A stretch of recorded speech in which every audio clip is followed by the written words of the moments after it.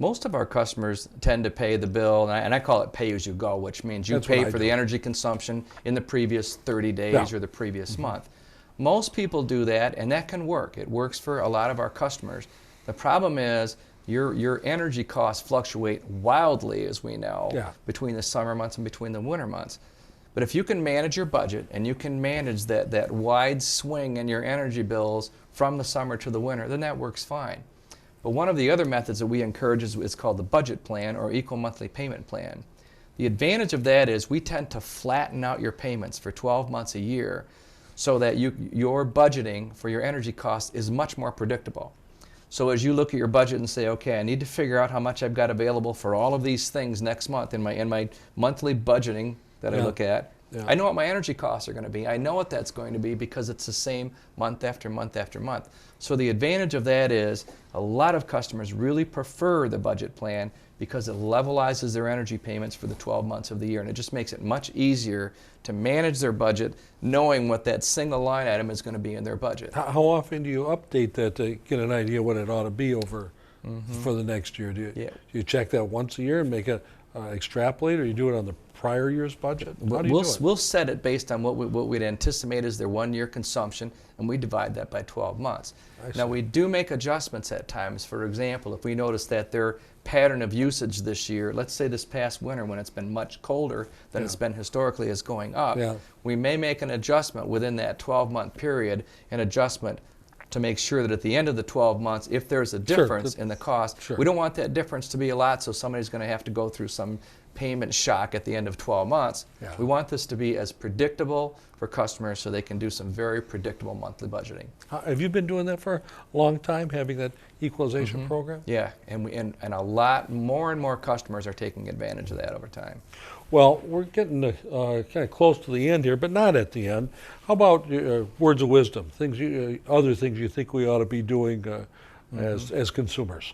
Well, for consumers, I guess. For consumers, right? Well, this to me is as important as everything we've talked about so far. I mean, we think about our kids and we think about our grandkids. Now, we know that the cost of energy is going to continue to go up.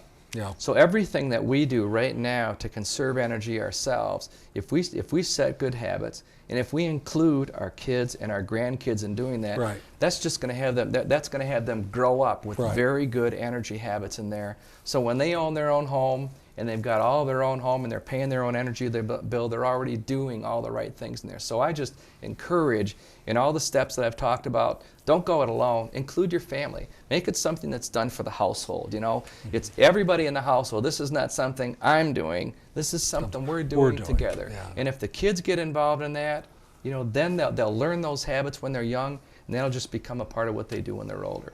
So I really encourage to include everybody in the household in these really good energy strategies. And do you have any